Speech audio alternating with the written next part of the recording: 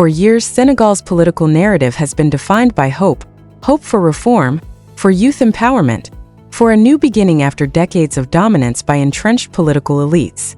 At the center of this hopeful narrative were two men, President Bassirou Diomaye Faye and Prime Minister Ousmane Sonko. Their alliance, forged in the fire of opposition politics, gave rise to PASTEF, a movement that inspired millions with promises of accountability, self-reliance, and radical change. Together, they were seen as disruptors of the old order, breathing new life into a weary political system.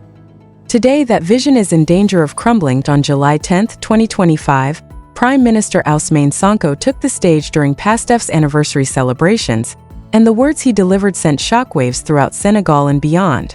In a stunning and direct rebuke, Sonko accused President Faye of failing to lead, claiming he lacked the boldness required to implement real reform and defend the government's agenda from a resurgent opposition. It was a moment that marked a sharp break in what had been one of the most celebrated political partnerships in Africa. Sonko, never one to mince words, declared that he would no longer work under current constraints.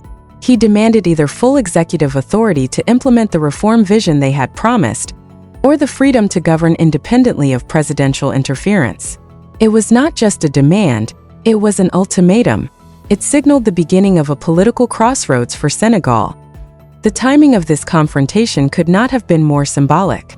President Faye was not in the country. He was in the United States, meeting with U.S. President Donald Trump to strengthen Senegal's diplomatic ties and economic partnerships. For Sonko and many of his supporters, Faye's absence during such a critical political moment demonstrated exactly what was wrong with his leadership: a focus on foreign diplomacy while domestic frustrations simmered. Faye's supporters argue that his international engagements are part of a long-term vision for Senegal, one that places the nation on the global stage and attracts investment. However, Sonko's perspective reflects something deeper: a growing rift in ideology. Where Faye sees diplomacy and consensus building, Sonko sees delay and political inertia. This ideological divide is not new. It has been slowly unfolding over the past year. After their historic rise to power, both leaders were expected to usher in sweeping reforms. But as the months rolled by, the pace of change slowed and tensions began to creep in. Sonko became increasingly outspoken in private about his concerns, and on July 10th, he made them public within hours of his speech. Political allies rushed to Sonko's side. Many in the PASTEF political base, especially younger voters and grassroots organizers, applauded his boldness. They reminded the nation that it was Sonko's firebrand activism and disruptive politics that laid the foundation for PASTEF in the first place. In contrast, President Faye's more reserved leadership style was beginning to look less like statesmanship and more like complacency to many who felt left behind. These frustrations are rooted in hard realities. Economic challenges continue to weigh heavily on the country. Youth unemployment remains high. Infrastructure projects, land reforms, and anti-corruption measures promised during the campaign have seen slow progress. While Faye has emphasized procedural governance and maintaining a broad political coalition, Sonko views the delays as betrayal of their core mission. In response to the Prime Minister's criticisms, President Faye issued a public statement. His tone was calm, even warm. He referred to Sonko as a friend, stressing that disagreements between political allies are natural and can be resolved. He called for unity and urged the public to focus on the country's priorities, rather than internal political drama. Faye's message sought to downplay the divide, perhaps hoping to preserve the image of a functioning government, but to many observers, both within Senegal and internationally, Faye's reassurances rang hollow. The division isn't just about political rhetoric. It's about two fundamentally different visions of leadership.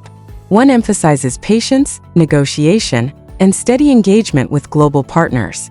The other demands immediate action, unapologetic resistance to entrenched powers, and centering of the people's anger and demands.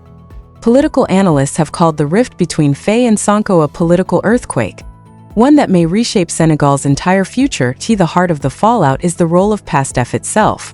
Once heralded as a beacon of new politics in West Africa, the party may now be on the verge of fragmentation. Factions are forming and debate is intensifying about which path PASTEF should take: Faye's cautious diplomacy or Sonko's revolutionary push. The rift, however, did not come out of nowhere. The seeds of discontent were planted early in their governance. Policy disagreements over resource management, judicial reform, and education funding became sticking points. Sonko pushed hard behind the scenes for bolder moves, while Faye urged careful consideration and consensus. Their differences that once complemented each other had now become sources of strain. And then there is the symbolism. To Sonko's followers, the image of their prime minister standing on home soil, calling out the president while he met an American leader many find polarizing, reinforces the perception that Faye is out of touch with the domestic struggles that led them to power. Critics argue that Faye's meetings with major global powers, while important, are being prioritized at the expense of urgent national needs. Yet Faye's defenders insist that diplomacy is not a distraction, it's the foundation for sustainable growth. Senegal must engage with the world, they argue, to attract investment, negotiate fairer trade terms, and gain leverage in multilateral negotiations. They say Faye understands the long game while Sonko plays to populist emotion. Still, it's clear that President Faye's strategy, staying calm, sticking to principles of unity, and avoiding conflict, is increasingly being tested. The PASTEF base is restless. Sonko's critique has given voice to a deep and simmering disillusionment among those who believed their moment had finally arrived when PASTEF won the presidency. This frustration was deepened by the perception that other African reform movements, in Ghana, Nigeria, and Ethiopia, while flawed, at least attempted bold moves in their early stages. Many in Senegal ask, what happened to our revolution? For Sonko, this moment appears to be a political turning point. His challenge to Faye was not only strategic, it was personal.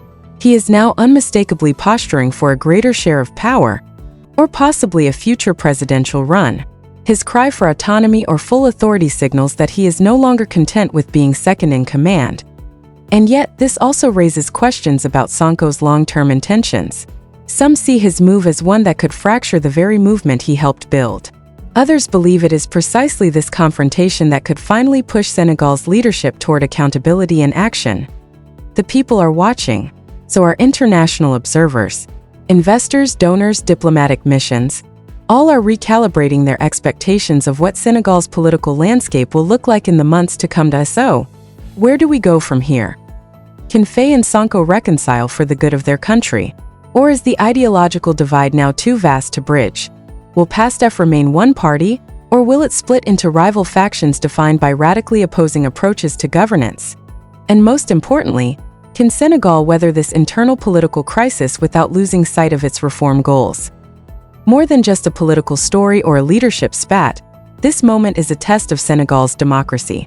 It's a moment of reckoning for a youth-driven movement that rose on the back of change, only to be confronted with the difficult realities of governance. And no matter what happens next, one thing is clear: the dream that brought Faye and Sonko together is now at stake. Whether that dream endures, evolves, or collapses will depend on the choices they make in the coming days. The road ahead for Senegal is uncertain, but one thing is undeniable: history is being written in real time. If you want to stay updated on how this story unfolds, keep following along. And let us know what you think. Is this the end of the Faye-Sonko alliance? Or a chance to redefine Senegal's political future? Let the conversation begin.